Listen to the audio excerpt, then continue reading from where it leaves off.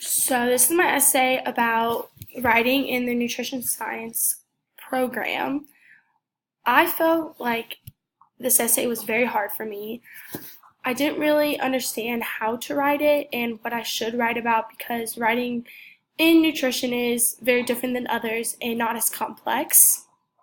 And so I don't think this paper truly showed my ability to write, but it did show that I'm able to research things and put it in words and in paragraphs.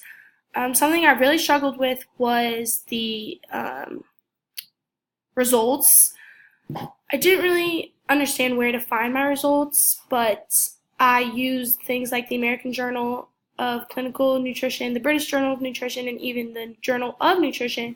I used TED Talks, and I also used diet plans that I talked about because diet plans is a huge thing about nutrition, and it also it's something that happens very often. I think the strongest part was my introduction, because I think my introduction kind of brought it all together and explained a little bit more of what I was trying to accomplish. To improve in better papers, I think I need to look at my wording, and I also need to look at some of my grammar stuff because I have been dealing with problems with fragments, and I also need to use better sentence phrases and see where I need to improve before I turn it in.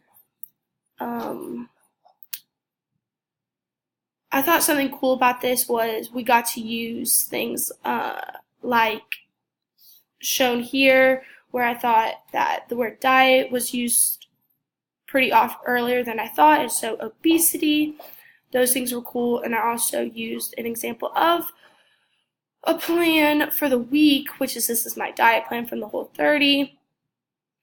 To improve in my next paper, I need to look over the paper more. I also thought my conclusion was very strong.